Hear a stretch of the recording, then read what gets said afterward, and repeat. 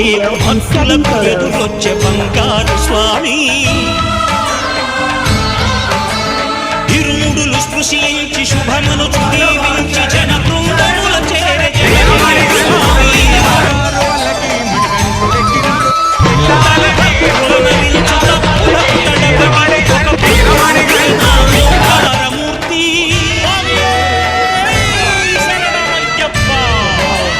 స్వాములందరూ తనకు సాయం